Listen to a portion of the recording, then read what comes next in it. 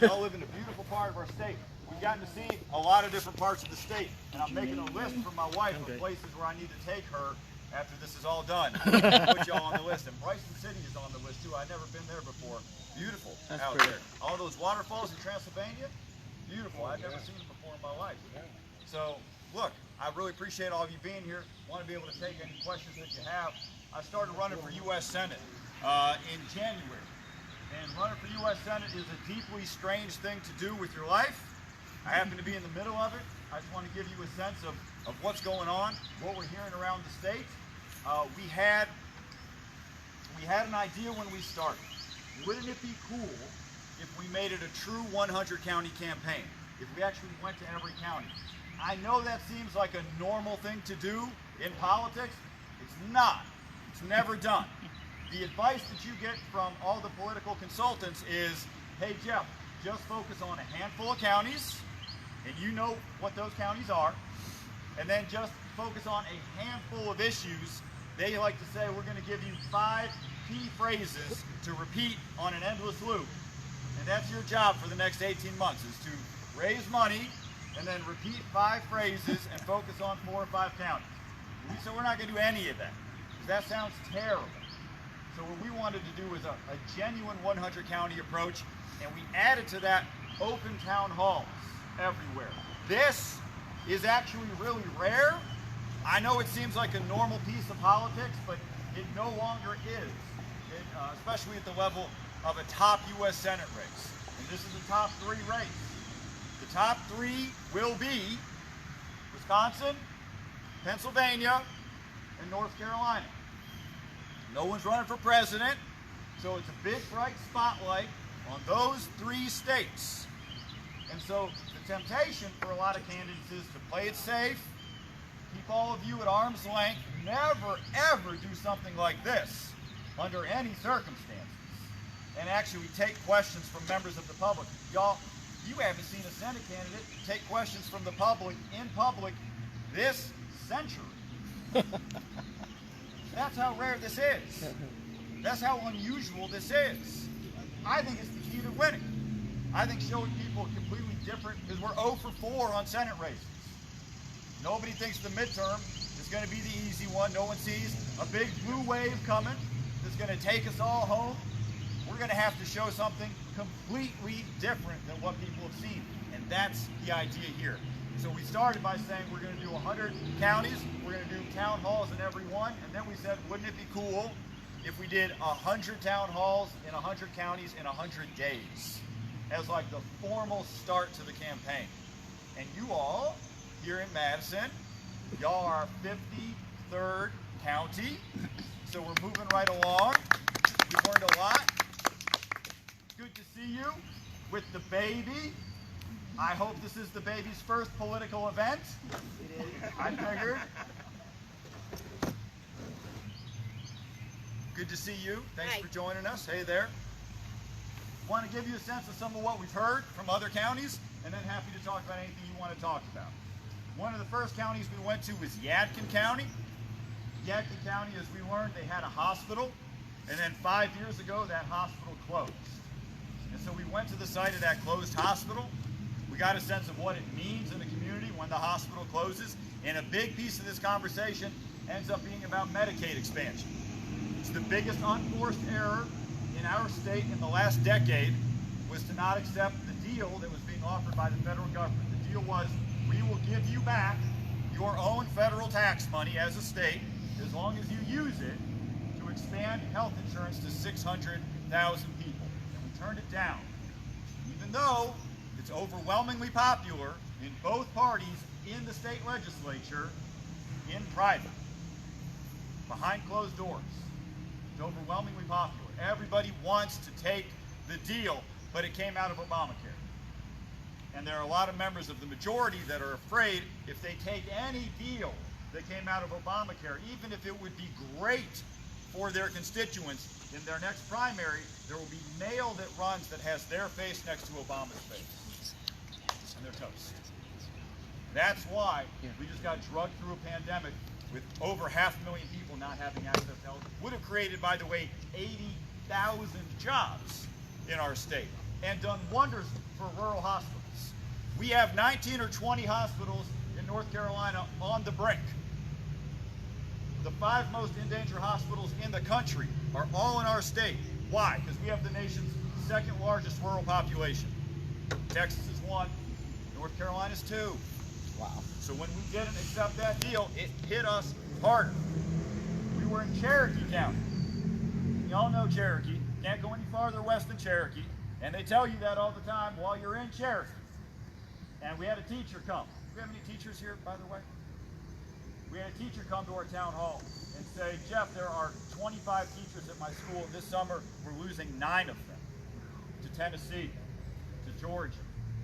I'm in Mecklenburg. We lose our teachers to South Carolina. We were just in Pasquotank and for Clemens. They're losing their teachers to Virginia. Y'all need to know, teachers in North Carolina actually make less now than they did 10 years ago when you adjust for inflation. Teachers haven't even kept up with inflation. So there's a big budget fight happening in Raleigh.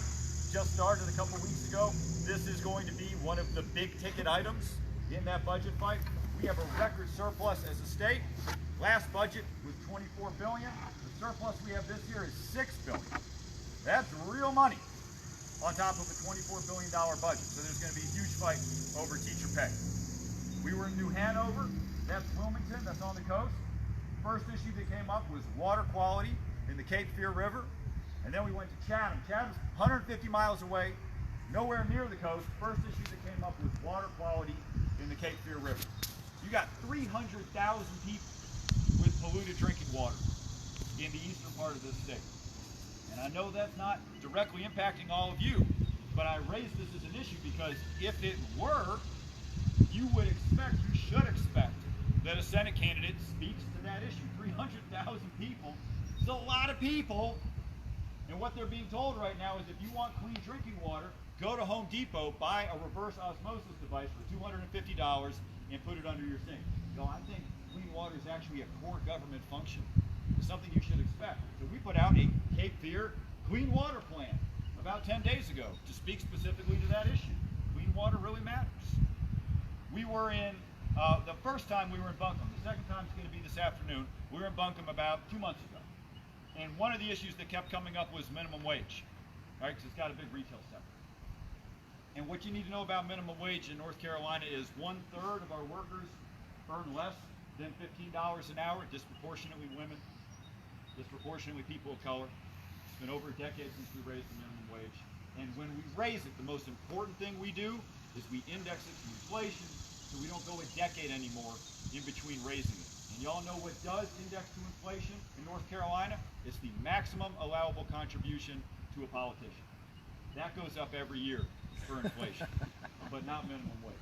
And I just thought that always spoke volumes about our priorities in the state. Broadband comes up everywhere. I'll ask all you, what's the situation here? Good or bad with high-speed internet? Half and half. Half and half? Half Depends got on it. where you are? Yeah. Oh yeah. Okay. So there are plenty of counties where it's okay, plenty of counties where it's half and half, and then there are lots of counties, probably over half the counties in the state, where it's very bad. Here's what we would do if we wanted to take this serious. 3 things. Well, 4 things. First, you would repeal a dumb law from 10 years ago that said municipalities can't do their own high-speed internet. Wilson and Salisbury started to do their own high-speed internet because the private companies wouldn't do it. So these towns said, then we'll do it. And what happened is the private companies got a hold of their lobbyists and sent them to the General Assembly and got a law passed to ban any of you from having your city, your town, or your county do high-speed internet. If that hadn't happened, we would be in a hundreds of thousands more people would have access to high-speed internet. Second, there's just more fiber that has to be laid. Y'all see this infrastructure bill they're kicking around Congress. There's going to be a piece of that for broadband. There's going to be a piece of that for subsurface infrastructure, water and sewer. The important thing is that we make it a mandate that when they do the water and the sewer, they also do the fiber at the same time. So you dig once. You would think that would be common sense. Not always. We should do something with the Lifeline program. There are a lot of people who have access but can't afford it, particularly when they lose their jobs. The Lifeline program is something that exists right now to make sure people can have a subsidy, to make sure they can stay online. Nobody knows it exists. Very few people who are qualified for it, who are eligible, get it. So what we should do is, if you start getting food stamps or unemployment, you automatically are enrolled in the Lifeline program. Because look, internet is no longer a luxury. It's a necessity. And we all read the stories of kids, students, being driven into the parking lots of McDonald's so they could do their homework. What a clear sign that this is no longer a luxury. Got to make sure that everyone can afford it. The last thing we do is something with rural electric co-op. 1935 was the Rural Electrification Act. Completely changed this part of the state. Only 3% of farmers had electricity in the early 1930s. Within a few years of that act, it jumped to 30% and just revolutionized life and the economy out in rural North Carolina. The way they did it was by creating a couple of dozen rural co-ops, nonprofits, that exist to push out electricity. They still exist. And what we should do is partner with them and use them to push out broadband. It hasn't been done nearly to the extent that it should. And now let's talk about gerrymandering for a second, okay? It's a hard pivot, but y'all hang with me here, because we hear about this everywhere we go. Gerrymandering, letting politicians draw their own political districts, which neither side can resist the temptation. Both sides have engaged in gerrymandering, particularly in North Carolina. It's the bane of our political existence as a state. We, as a state, we have the lead U.S. Supreme Court case for gerrymandering of every decade that I've been alive. So I made the very first bill I ever filed 7 years ago as a state senator, was a bill to end gerrymandering. And they sent that bill to the Ways and Means Committee, which hasn't met in 20 years. And that was their way of sending a signal that the corruption would continue. We have 4 months to end gerrymandering, or we catch it again for another decade. Are they going to end it at the level of the state legislature? Not unless the Ways and Means Committee reconvenes, right? We have to end it at D.C. The most important part of H.R. 1, that For the People Act, the most important part is the part that ends gerrymandering. And if that bill can't pass as a whole, they need to pull out that part and vote on that. And that becomes a Joe Manchin conversation and a filibuster conversation really fast. And y'all, from my standpoint, filibustering voting rights legislation is literally Jim Crow behavior. And it shouldn't be allowed. I think Joe Manchin is being way too deferential to Mitch McConnell, particularly with respect to voting rights legislation, which you all deserve. So we were in Haywood County not too long ago, and I gave them basically the same rundown I gave all of you. And a nice woman came up to me afterwards. She said, "Jeff, that's a great list. Here's the problem. None of it's going to mean anything when the misinformation hits your campaign. What are you going to do about that?"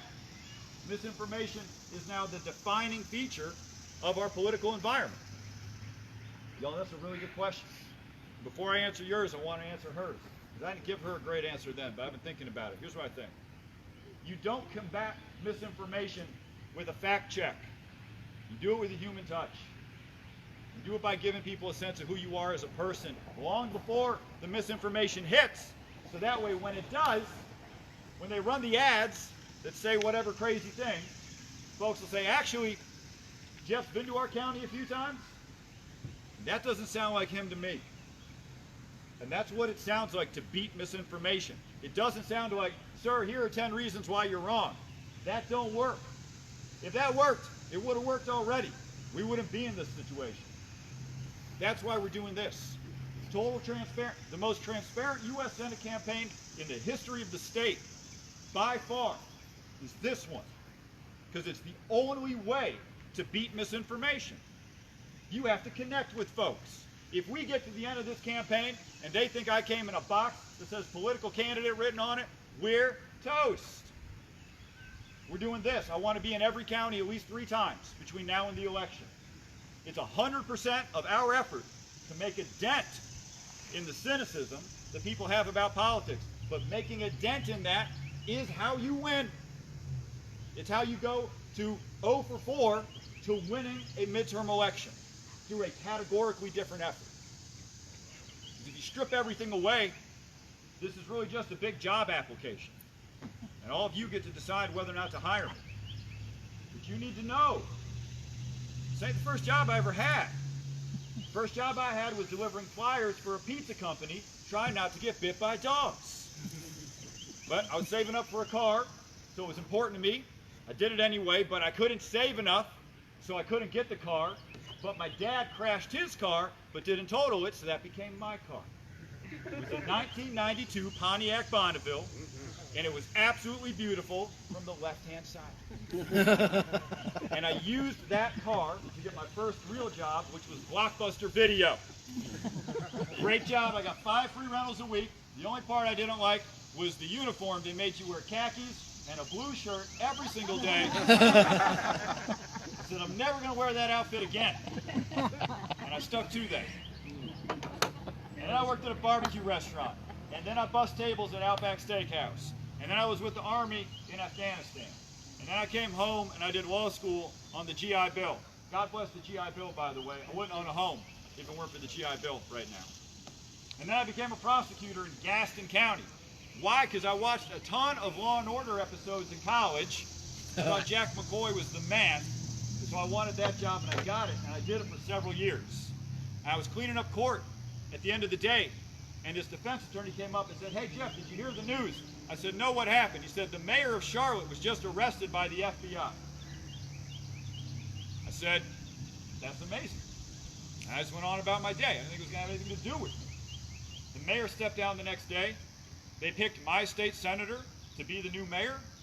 And then I got picked to replace that guy, the state senator. Like clear out of the blue. I had never run for office. I didn't know anyone who had ever run for office. I was 31, which is like half the average age of the state senate. The last time I had been there was on the 3rd grade field trip. I had to use GPS. I didn't really know how to get there. That was 7 years ago. My wife and I had 1 kid at that point, and now we've got 3. And I got 3 jobs. And it works out to be basically 1 job per kid. And my wife works full time, and we got 2 car payments, and we got a mortgage. And I'm not here telling you there's any such thing as a regular American family, because there's not. We're all different. But I do think it'd be a great thing if our U.S. Senate had more people with 3 kids, 2 car payments, and a mortgage. I think that's a dose of reality that place could really use. Our little one, that's our girl, that's Avery. She's 2. And because we're doing this 100-county approach, I don't see her too often now. And I'm basically watching her grow up in time lapse. And it's just amazing how much changes in a week or 10 days while I'm gone. The only way I can justify my absence to her is if I do this campaign for the right reasons and in the right way. And to me, that's this. That's 100 counties. And by the way, y'all, I can prove to you that we're running a true 100-county campaign because we're here right now. And if I were going to pick 4 or 5 counties, y'all, I don't know. I love you, but I don't know. But this is what we think is the right thing to do. This is the kind of campaign that I think will make you proud to be from North Carolina. And that'll make my kids proud of me. That's why I'm running. That's how I'm running. Now we get to the more important part. That's all you. Want to hear about anything that's going on here locally that you want to talk about? Happy to talk about what's going on at the state level. I'm still in the state senate there. And obviously happy to take any questions about U.S. Senate stuff. Y'all, the floor is yours. I saw your hand, man. Yes. I'd like to go back. Well, first, welcome. Thank you. The first issue you brought up, the Medicaid expansion. Yeah. I heard an interesting thing that happened in Missouri. Okay. Because their state legislature wouldn't pass it either, they did a referendum. And they passed it. Yep. But then the General Assembly wouldn't enforce it. Right. But a federal judge ruled this week, no, the people voted for it. They get it. Yep. Can we do that? Nope. We can't. Nope. Here's the problem in North Carolina. And it pertains to things like Medicaid expansion, but also things like ending gerrymandering. The states, the right-leaning states that have ended gerrymandering or done Medicaid expansion have done it through a referendum because people want that stuff. And if you just put it on the ballot, it would win in a vote. But in North Carolina, in order to put something on the ballot for a referendum, guess who has to approve it? The state legislature. You don't have a referendum here in North Carolina. Not a true one. It all has to be pre-approved by the state legislature. And that's the case with a lot of states in the Southeast. And you can all figure out why that's the case. Of course, that has to do with race, the history of our state. That's the situation. You have to flip at least one chamber. You got 2 chambers in the state legislature, you got to flip at least one. That's one of the big goals. I'd love to win my seat in this next election, 2022. I would love to win it and help flip at least one of those chambers. Would make a ton of difference for the people of this state if we could flip one of those chambers. Sir? Marshall has a problem with politics, and our asphalt plant that was approved after our committee agreed that it should not be passed. And the law guys in Asheville got to the county commissioners, and they flipped and passed it. And now we've been fighting it with the state, and there needs to be some kind of understanding that an asphalt plant with toxicity of cadmium and arsenic is not tourist friendly, nor is it property value friendly, and it would seem to me that somebody should have put a task force together to figure out what we need to put on top of our roads that isn't toxic. Well, you make a fair point, sir. I think you probably studied this issue. Ma'am, would you like to add to that? Go ahead. Right on the river. It's a water quality issue, environment. I mean, here, environment is economy. Yes. For better or worse, it's of course economy. We got the trail, we got the river, Appalachian Trail, you know. So they want to put an asphalt plant that will employ like 4 people up here, like right outside of town on the river. Now the people are against it. First, our town council voted not to approve the permit, and then it sort of got all tangled up in a big legal fight. And people wanting to build it, I guess, hired some lawyers.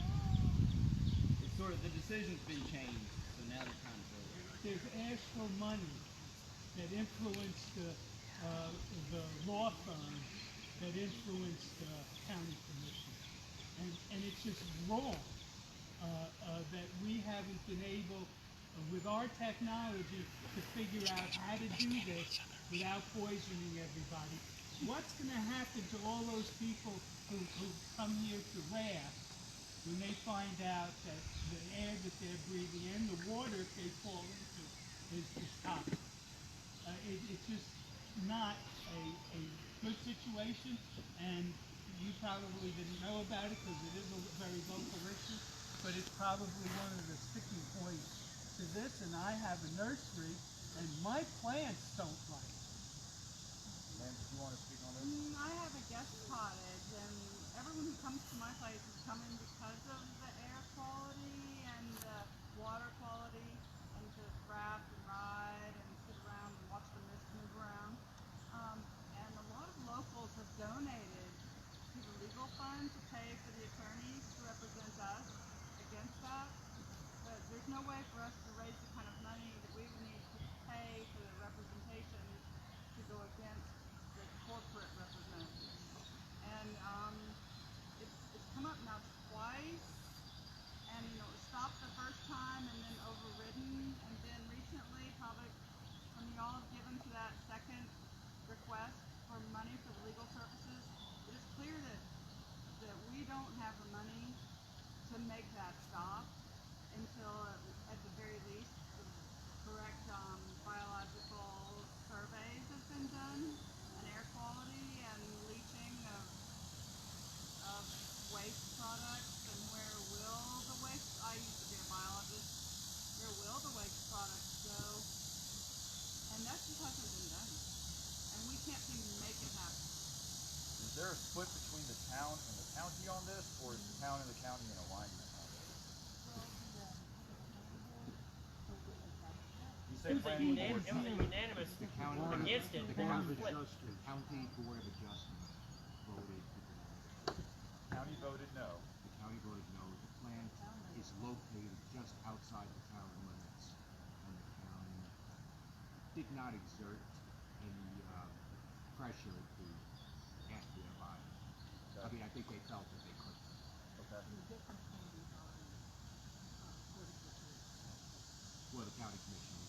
The county commissioners at large voted after the adjustment board voted no. So there's a split within the county, basically. Yeah. Or at the county level. At the county level, they voted, a consent decree to rule that the board of adjustment was in error for not. If y'all couldn't hear, we're talking about the asphalt plant. How many people here, just for my own information, how many people here are tracking that issue here locally, the asphalt plant? Okay, everyone. Got it. Good. Okay, so this is something that I need to get smart on. So let's do this. After we're done here, anybody who wants to talk to me about this, let's do that. What is the influence at a federal level for something like this? I don't know necessarily, but that's okay. I'm still here at the state level. Happy to talk to our environmental regulators on y'all's behalf and see what's going on, where this is in the process, the approval process. That would be my first question. As I'm an attorney, the first thing I'm going to ask is, what stage is this in the approval process? The air quality permit was just, comes after the local permitting, state air quality permit was granted. Okay. But there is a group that is looking to administratively give the state some action. Okay, all right. Be the DEQ. So there's been some regulatory action at the state level by DEQ, but we think it's still not 100% through the DEQ approval process. Well, it is. We're looking, it is, the DEQ did approve the air quality permit. Okay. The plant is free Do to. we know if that's the only permit that was pending? That is the only permit that's pending. Okay. Did you want to speak on this? I just wanted to say that the judge who threw out the Board of Adjustment decision, the unanimous decision to say no to the asphalt plant, the judge who threw that out and said that Board of Adjustment decision is illegal and has no standing. The people, the way that is, they're appealing that ruling of the judge right now, saying he was out of line, not the Board of Adjustment, but he was out of line to throw it out. So there is a pending appeal, but we have no idea. Right, that's illegal. Has any construction begun? No. Has any land clearing begun? It's in a country area. All right. Have they given you a timeline estimate on when they expect construction to begin? No, we have no idea. The only thing I I saw know a is job that listing on Craigslist for them hiring. Oh, really? Okay. For the 4 positions. For the 4 positions. Okay. Probably just gonna go to their cousins. They'll probably just do that. Yeah. That's true. Okay, all right. Well, I thought you phrased it very well. Out here, the environment is the economy. And making short-term decisions that jeopardize the long-term environmental, economic health of this place is, well, that's short-sighted. All right. Y'all, I'm going to learn some more about this. This is exactly why we do this, by the way. This is fantastic. Ma'am? How do we stop the gerrymandering? I mean, what process can we, the citizens, It's hard. yeah. I don't have a great answer. The question was, how do we stop the gerrymander? So here's the process that's going to happen over the next few months. The census data, which was collected last year, is going to come to the General Assembly. We'll get it in September. They'll draw the maps in October. Really? The maps are already drawn? I think we all know that. I haven't seen them. You haven't seen them, but they're in a drawer somewhere or on a computer somewhere. So they'll pretend to use the new data and draw a map with that. It'll be debuted publicly probably sometime in late October. Candidate filing right now is scheduled for December, which is wild if you think about it, because it means nobody actually knows what districts they can run in until like 6-8 weeks before candidate filing. So that's going to be a wild process. There will be litigation, now 100% guaranteed. The governor does not have the ability to veto, unlike all other legislation pretty much. Governor can't veto redistricting. Why? Our state was one of the last in the country to give the governor the veto. It was in the 1990s. Jim Hunt wanted veto ability, and the Democrats who ran the legislature said, we'll give it to you, but we're going to carve out certain things. And they carved out redistricting. So even though we've got Cooper in office and enough members of the minority to sustain his veto, he doesn't get to veto, which is bad, because it means the majority party has carte blanche to draw the map however they want. And the only real risk that they face is from the court stepping in. So their inclination is probably just to push the pedal down as far as they can, rig as many districts as possible, and then roll the dice with court. Which is why all of this is about the federal level.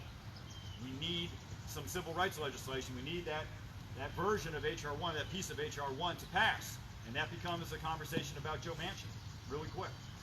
And unless they can pass that legislation within the next few months, we're going to catch another decade. That's just the situation that we're in.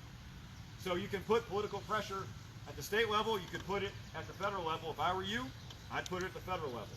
That's what I'm doing when I talk to folks. The state level, that cake is baked at this point. That's going to be a bad situation. But the federal level, we still have a chance there. Yes? Access to mental health and substance use treatment. Yeah. I can go on, or I'm sure you can. I'll tell you what, I'll do my bit, and if you want to add to it, we'll come back to you, okay? Because the question was about access to mental health and substance abuse treatment. I like to start with the big picture here, make sure we're all on the same page with what the problem is.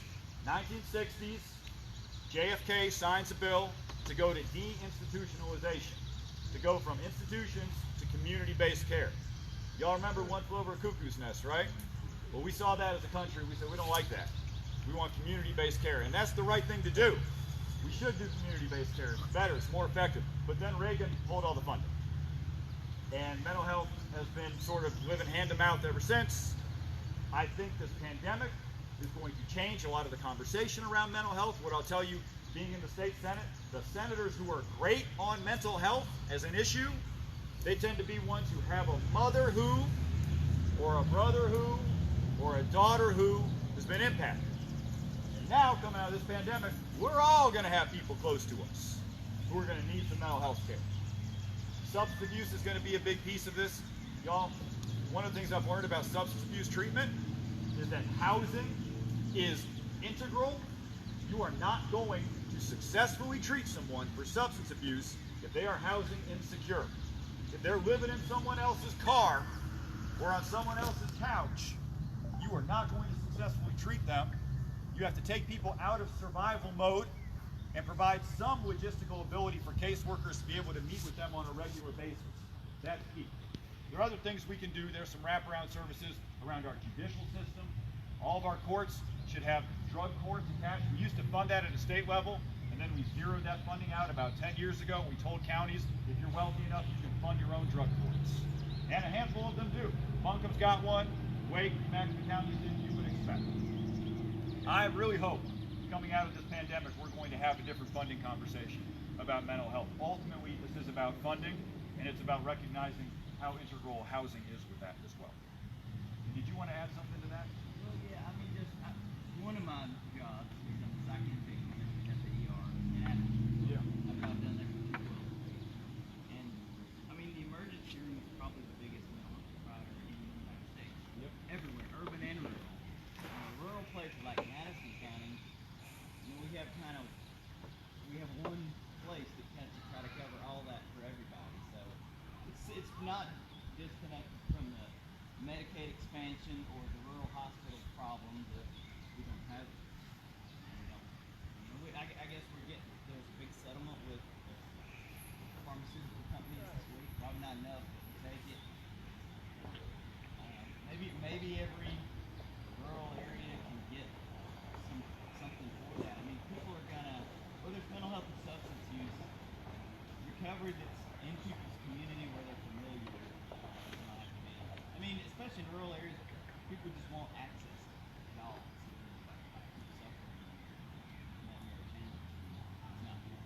Your point about Medicaid expansion, the connection of that to this issue is really well put. You got 150,000 people in North Carolina with severe mental illness who would be insured if we had done the Medicaid expansion deal. It'd be life-changing for them and their families. And as far as access, y'all, the telemedicine conversation and telehealth conversation becomes about broadband access, especially when you're out in the West. We want people to be, if they are in severe distress, we want them to be able to ring up mental health providers. We want to break down as many barriers between them and service, especially cost-effective service, as possible. Telemedicine, the use of it exploded during the pandemic, and it's never going back to the way that it was before. We're all going to be relying on telemedicine more going forward. Some folks just don't have access to it because they can't get on the dang internet.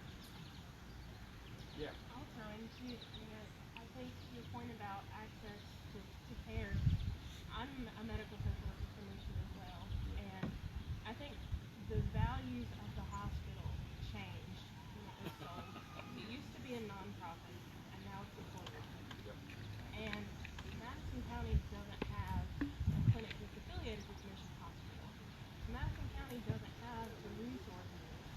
great population. A lot of people who live in Madison County go to the commission clinics, and if they do, they get access to the services.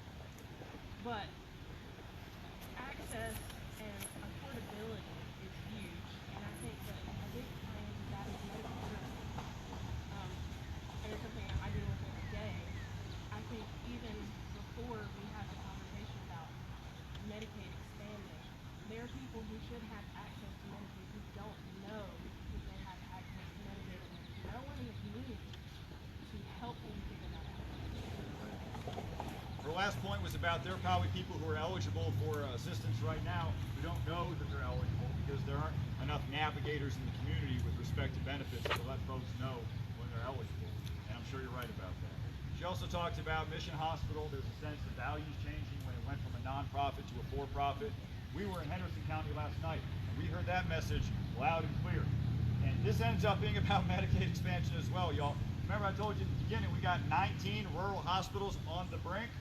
What they're trying to do to survive is link up with larger hospital systems so that they can survive.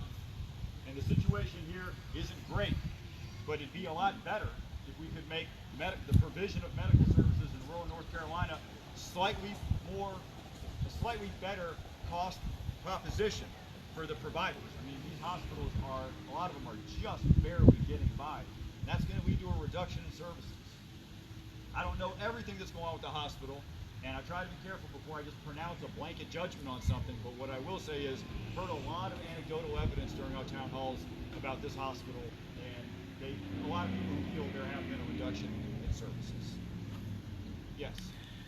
In the beginning, you were talking about things like the Medicaid expansion and teacher pay and stuff, and I can see how you can influence that on the state level, but I'm more ignorant about how can you influence that once you get to Congress? What can you do for us on those topics here that you have not been able to do by being in the Senate? That's a really good question. The question is, how can you influence some of these things, particularly Medicaid expansion and public education funding at the federal level versus the state level? Medicaid expansion, one of the things that they've tried to do on a federal level to get states that haven't accepted it to accept it is to sweeten the pot. So Medicaid is something that is a 2/3, 1/3 agreement. Federal government pays 2/3 and the state pays 1/3. The federal government said, hey, we will add to what we pay in order to provide an even greater financial incentive for states to comply. So that's one.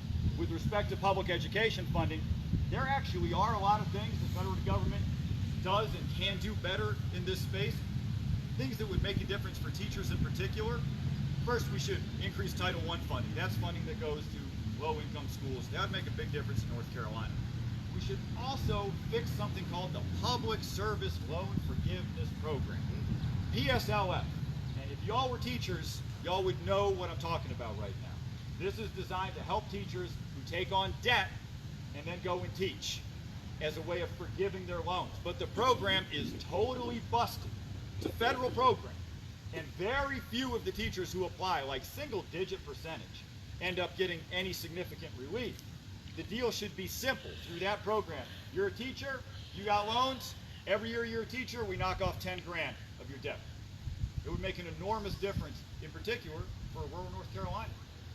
And we would talk about children with disabilities as well. And a lot of the funding for that and their education comes from the federal government. It would make a huge difference. Yes? I have a question, well, I don't know if this is so much a question or just something I want to say, is that we're looking at a lot of people moving in here from outside of the area, and due to COVID, I don't know, I actually don't know how big of an issue it is in Madison County. Homelessness is really our issue around this area. We don't have anything that helps us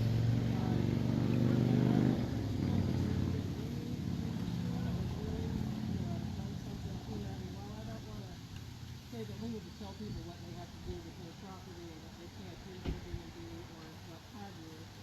It's still a crisis, I feel like. And that goes back to like the substance abuse problems. We do not have an adequate safety net for that. To get any kind of housing assistance is very difficult. And another thing that's, I'm sure you're aware that North Carolina is a work first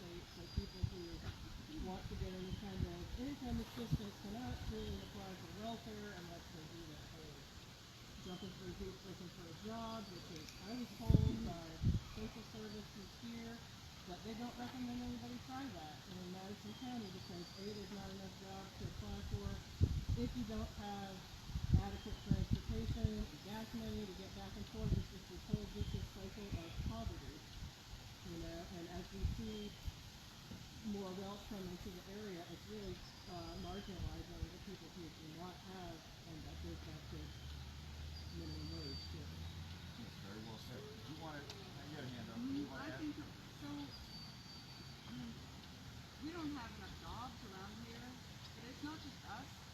The gap between people who are making good, big paychecks and people who are really having a hard time getting food is everywhere. And we're getting ready for this child tax credit that actually is a check in the mail. And then there's Andrew Yang's experiment with a small basic American family income. And a lot of the problems that we have, I mean, our area needs the expanded Medicaid. We need for you to see about the asphalt plant. But that bare minimum national income for a family or for an individual could answer a lot of issues and problems and allow people, and the studies, the research has shown that people paid their debts, they bought an appliance, they paid for their child to go to the dentist. They didn't just go out and buy like potato chips and beer. I don't know that that's like an immediate thing that can happen, but each time you hear of that on the federal level, each time you're at a hangout and y'all are talking about politics, I hope that you'll push that forward, that idea forward, because I think that it could answer a lot of American needs and our needs. I have something to say about that. A lot of people do not know this, but back in the 60s, Donald Rumsfeld and Dick Cheney actually ran a UBI program for the Nixon administration, and they found what you just said, that they didn't stop working, you know, people used that money to pay their Get a babysitter and go to work. Yeah. We almost had universal child care under Nixon, but he vetoed it. Universal child care passed Congress. Yeah, and then Nixon, we were that close. We haven't talked much about early childhood, and we should. But I want to. We've heard some comments here about housing, affordable housing for middle-income folks, for homelessness, affordable housing for very low-income folks, and then just basic subsistence income ideas. And there was a reference made to the child tax credit, which just started getting paid as a fully refundable and advanceable payment about 2 weeks ago. And y'all, that comment is spot on. The child tax credit, some of you might not even have heard about this, is the biggest thing to happen for children living in poverty in my lifetime. And it's temporary. It's going to go back to its original version in about 2 years. That's bad. We need to make it permanent. It would result in a massive, some people say a 1/3 reduction in child poverty. It's giving parents payments so they can help raise kids. Add to that something like the earned income tax credit. It's for families that make under $150,000. Right. So it's not really poverty. It's to encourage American families to care for their babies. No, you're absolutely right. But one of the major benefits is going to be a reduction in child poverty. And that's really, really important. We would add to that something like the earned income tax credit, which we zeroed out at the state level a few years ago. And now let's talk about housing a little bit. Because what I hear about housing, first of all, it comes up as an issue everywhere, but the reason is often different. Some places, very urban places, it can be more about zoning. In other places, y'all don't even have zoning. It could be about subsurface infrastructure. We have small town mayors come to our events and say, we'd love to do more housing, but we don't have the tax base to build out the water and the sewer to speculatively land multifamily housing. So this infrastructure bill they're kicking around Congress could end up being a big deal for affordable housing in rural North Carolina. And we have to do something called, something with Section 8. It's now called the Housing Choice Voucher. It's only funded to the tune of about 25% of the total need. The administration said they want to do 100% funding. Would make an enormous difference for children living in poverty, for homelessness, for homeless vets, for substance abuse, for mental health. The biggest thing we can do in the universe of affordable housing is to fully fund housing choice vouchers. Y'all, I've kept you for the hour. I'll go ahead, I'll take one more, and then I'm going to hang back. Happy to talk to anybody who wants to talk one-on-one. If anybody has one last question, we all go right ahead. If not, I'm happy. Mayor. I don't have a question, but I want to take advantage of this captive audience. On Thursday night, at the Agriculture Extension Center, we are going to have a candidate forum for all of our District 11 candidates. There's lots that can be done at the district level, lots that can be done at the state level. It's at 6 o'clock, and we certainly invite all of you to come, and all 6 of the candidates will be there. It'll be a wonderful opportunity to hear. Thank you for letting me jump in. No, that was perfect. Do y'all hear that? What y'all day? should come. Thursday, 6 o'clock, Agricultural Extension Center. Thursday night at 6 p.m. All 6 candidates will be there. All 6 Democratic candidates will be there. The incumbent will be there? No, I don't think so. I don't think he can get in, but there's a WARP FM radio station. It's Madison County's local radio station, and on Tuesday mornings, my husband has a show, and for the next 8 Tuesdays, he's going to be interviewing the different candidates on air. And so if you're interested, that's a really wonderful place to get more information. That's fantastic. What time is that? What time is it? It's from 8 to 10, and most of the interviews will be conducted between 9 and Y'all, I enjoyed this so much. I'm happy to hang out, talk to anybody, and I'm really happy to see y'all next time. Every time we come, either way out east or way out west, the number one thing people say is, don't forget about us. There's like a general sense of neglect in both east of 95 and west of Asheville. We hear about it everywhere we go. That's why we're here now. That's why we're doing all this early in the campaign. It's a show of good faith. Looking forward to seeing y'all next time. Take care. Thank you.